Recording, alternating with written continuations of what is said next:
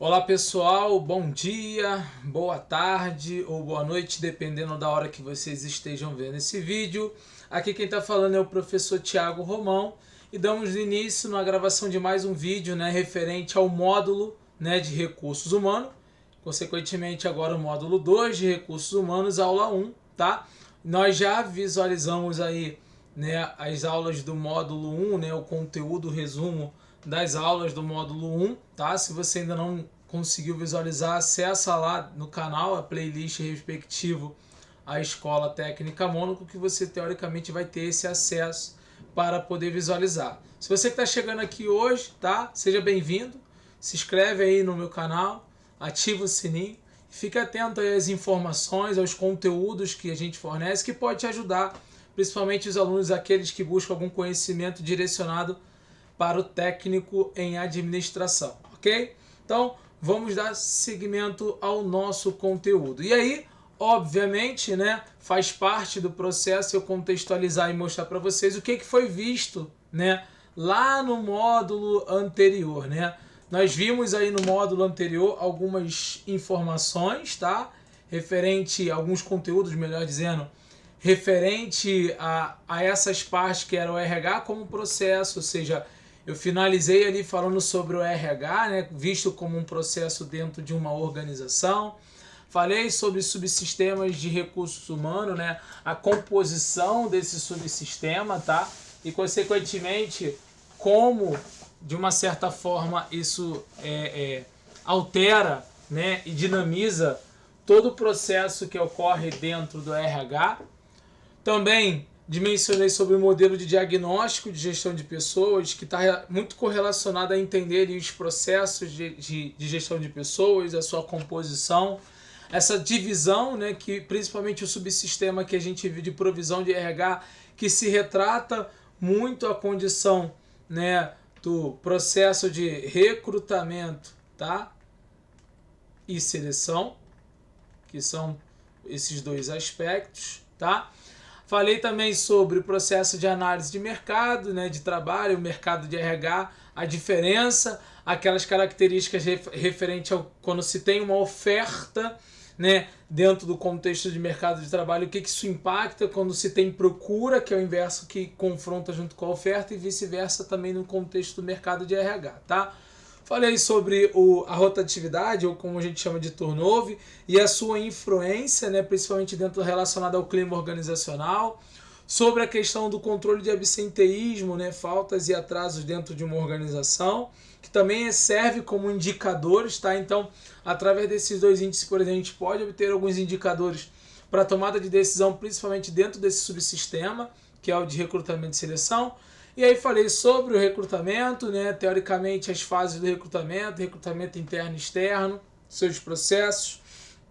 Inclusive mencionei sobre uma característica que cada vez mais vem acontecendo hoje, que é o processo de seleção, podemos assim dizer, dentro de um contexto online, sobre técnicas e testes também, tá? E aí a gente dá continuidade, só que agora a gente vai falar aqui sobre o outro subsistema, que é o subsistema de aplicação de recursos humanos. E o que se contempla dentro desse subsistema, tá? É o processo de socialização organizacional, o processo de análise e descrição do cargo e o processo de avaliação de desempenho, tá bom? Então vamos falar sobre socialização organizacional. Quando a gente fala sobre socialização organizacional, a gente tem que entender que existem algumas premissas que ocorrem dentro da organização, que está muito no processo de fazer com que aquele novo colaborador, a gente chama de novo empregado ou novo colaborador, ele tenha o livre ou a possibilidade de acesso, que a gente também fala até pelo processo de ambientação, para fazer com que ele possa entender qual é o seu papel, mas também saber quem são os seus superiores imediatos, saber como se relacionar, saber como ele vai participar desse processo ativo que é estar ali dentro da sua nova função, tá? E aí alguns métodos que devem existir para que essa socialização ela ocorra. Isso pode ocorrer dentro do processo de planejamento desse processo seletivo, que é a ambientação, que tem ali o esquema da entrevista direcionada, até mesmo para poder orientar esse novo colaborador dentro do seu ambiente de trabalho. Também o conteúdo inicial da tarefa ou atividade, que é fazer com que esse novo colaborador tenha entendimento sobre as atividades que ele vai realizar, tá? E não somente as atividades que ele vai realizar, mas também de que forma elas devem ser feitas, o que ele deve fazer em determinada situação também e como ele deve se reportar ao seu superior imediato, tá? E aí a gente também tem que entender que é o papel do gerente, do gestor, não somente acompanhar a equipe que já se encontra ali dentro daquele contexto, mas também acompanhar, né, a equipe, teoricamente, dentro da equipe, melhor dizendo, aqueles que estão chegando, ou seja, teoricamente aqueles que já estão vindo de, por exemplo, estou começando na empresa agora, né? E aí, de uma certa forma, já que eu estou começando na empresa, eu devo me socializar, mas eu como gerente devo fazer com que minha equipe se aproxime desse novo colaborador e, consequentemente, esse novo colaborador também se aproxime da minha equipe. Isso vai gerar ali uma melhor interação, não somente formal, mas informal, mas fazer com que essas atividades desse iniciante, que é o novo colaborador, possa acontecer da melhor maneira possível, tá? Aí a gente deve entender o seguinte, que existe uma orientação para a pessoa baseada em alguns aspectos.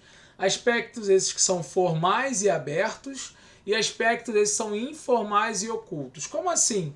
Bom, todo processo definido, todo processo organizacional, tudo aquilo que é estruturado, ele se baseia naquilo que está aparente, naquilo que está organizado, naquilo que está pensado dentro da organização. Por exemplo, a sua estrutura organizacional, que são os seus cargos, né? As próprias nomenclaturas e as descrições desses cargos, os objetivos e estratégias que são definidos pela alta gestão e são direcionados para todos os colaboradores também estão dentro desse papel. Além disso, né, todo o processo de tecnologia e prática operacional deve ser pensado, deve ser estruturado. Todas as políticas e diretrizes de pessoal, o procedimento de métodos, né, e procedimentos que se abrangem dentro desse contexto. As próprias medidas de produtividade física e financeira é uma outra questão, porque quando a gente está falando de produtividade, existe a produtividade que é pensada dos colaboradores, mas também existe a produtividade que é pensada pela organização com base na utilização desses recursos, tá bom? Além disso, nós temos alguns aspectos informais e ocultos. Esses aspectos eles estão baseados em cima de padrões de influenciação e poder. Então, assim, tudo que acontece nas relações estruturadas são feitos por pessoas. E essas pessoas têm capacidade de persuadir outras pessoas e também gerar poder entre outras pessoas. Da mesma forma, há ali um pensamento sobre as percepções e atitudes das pessoas dentro daqueles ambientes a qual elas se encontram, tá? Há um pensamento também sobre os sentimentos e normas dos grupos, ou seja, como as pessoas se comportam, como elas se sentem, quais são as normas que elas devem obedecer, dentro de que parâmetros elas se encontram. São também pautados os valores da organização e as expectativas daquelas pessoas, bem como daqueles que se encontram num cargo de gestão, por exemplo, tá? Isso também evidencia como, de uma certa forma, vai se promover todo o resultado organizacional, mas também todo o resultado individual. E a gente viu isso lá no módulo 1. Além disso, há alguns padrões de interações informais que são acordados entre as próprias pessoas. E isso influencia nas normas grupais, que são as normas desses grupos que são criados para que eles possam interagir.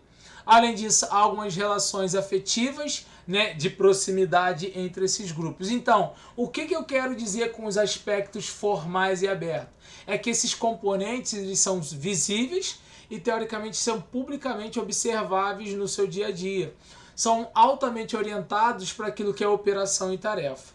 Já nos aspectos informais, eles são invisíveis e muito cobertos. Por quê? Porque isso acontece sem que seja estruturado pela empresa, naturalmente pelas relações humanas, que envolve ali aspectos emocionais e aspectos afetivos e que está relacionado dentro do campo psicológico e social, tá bom? E aí é o seguinte, a gente deve entender, até dentro desse processo, né, que existem grupos de trabalho e programas de integração também, que estão pautados dentro da orientação e da socialização das pessoas, tá? O que significa isso? Quando eu estou falando, por exemplo, de grupos de trabalho, tem relação com esse slide anterior. Por quê? Porque ali tem pessoas, de uma certa forma, que vão integrar esse novo colaborador na equipe. Que não existe uma obrigatoriedade de convivência além do campo de trabalho, mas que isso vai pela forma como a pessoa se conduz nesse ambiente, tá? Além disso, há alguns programas de integração que são vistos dentro desse contexto com base a vários programas intensivos de treinamento, por exemplo, tá? Então, são característicos desse processo de integração, tá bom?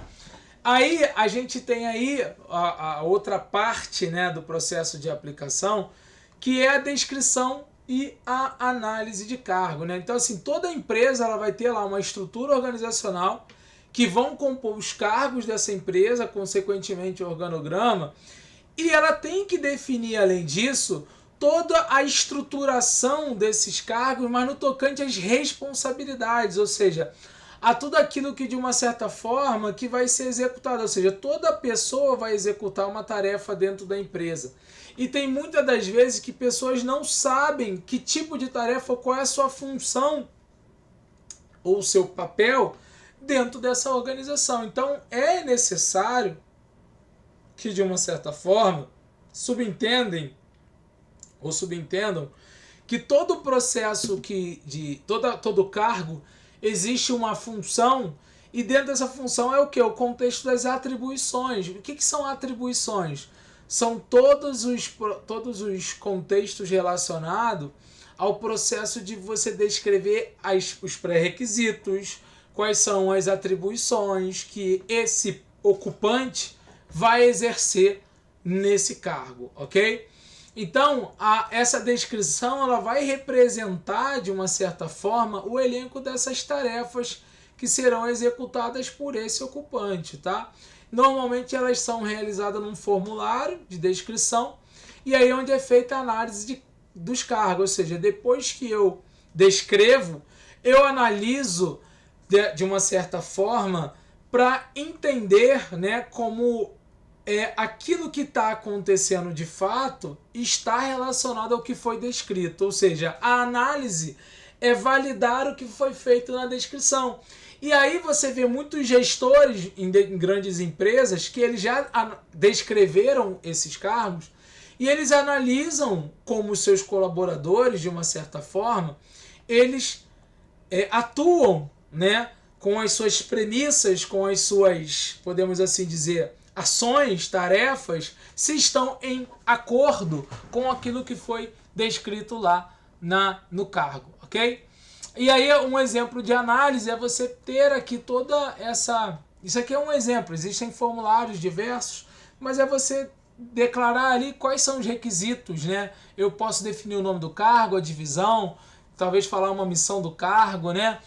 Colocar alguns requisitos mentais ou físicos, né, porque eu queira referente àquele cargo, né, quais são as responsabilidades, aquilo que o ocupante de fato vai fazer de forma detalhada, tá bom? Obviamente descritiva, tá ok? E aí a gente parte também para entender sobre a avaliação do desempenho humano, tá? E aí na avaliação, né, ou seja, o que é avaliar? É eu medir como o meu colaborador ele está atuando. Então, se eu descrever aquele cargo, descrever as suas ações e estou analisando para ver o que está acontecendo, eu consigo medir o seu desempenho. Lembrando que o que é o desempenho?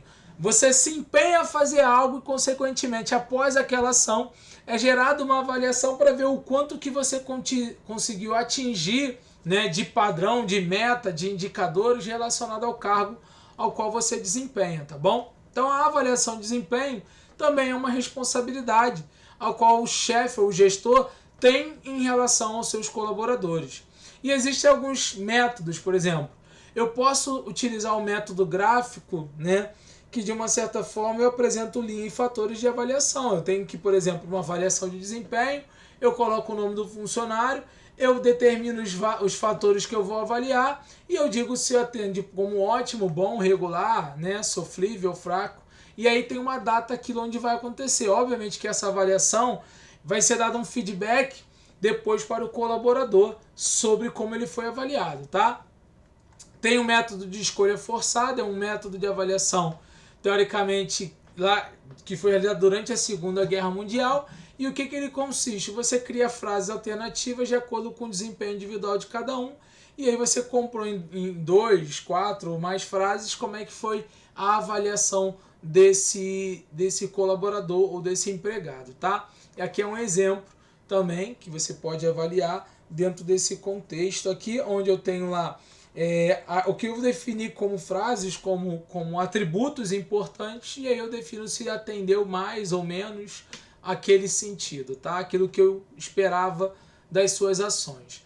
O método de pesquisa e campo, normalmente o gestor ele vai fazer uma pesquisa de campo para entender melhor e levantar as principais causas, as principais situações. Ou seja, o que é a pesquisa de campo? Eu vou lá no local, no ambiente de trabalho do meu colaborador e começo a levantar, né, em loco, como é o seu comportamento, como você está se comportando, como está acontecendo as coisas, como se evidenciam, né, esses detalhes também, tá? Então tudo isso de uma certa forma corrobora para que esse processo de avaliação também aconteça. Tem o método de incidentes críticos, ou seja, eu vou analisar resultados positivos e negativos, e a principal característica aqui, teoricamente, é você analisar todas as características positivas e negativas que você observou mediante ali o comportamento do colaborador, tá? Então você mesmo vai colocar a data, o item, você viu algo negativo, você coloca do lado vermelho.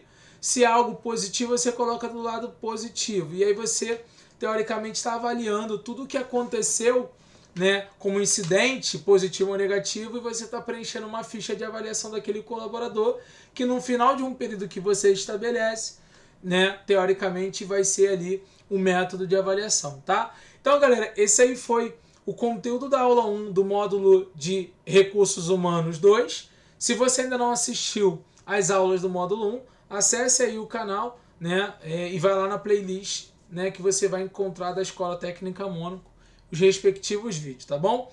Então, galera, a gente se encontra aí no próximo vídeo, que é a aula 2 do módulo Recursos Humanos 2. Lembrando que esse conteúdo ele tem um aspecto mais teórico aqui e as práticas são trabalhadas mais no contexto de sala de aula na escola, tá bom? Um grande abraço para vocês, fiquem com Deus e a gente se encontra aí na próxima aula e tchau, tchau.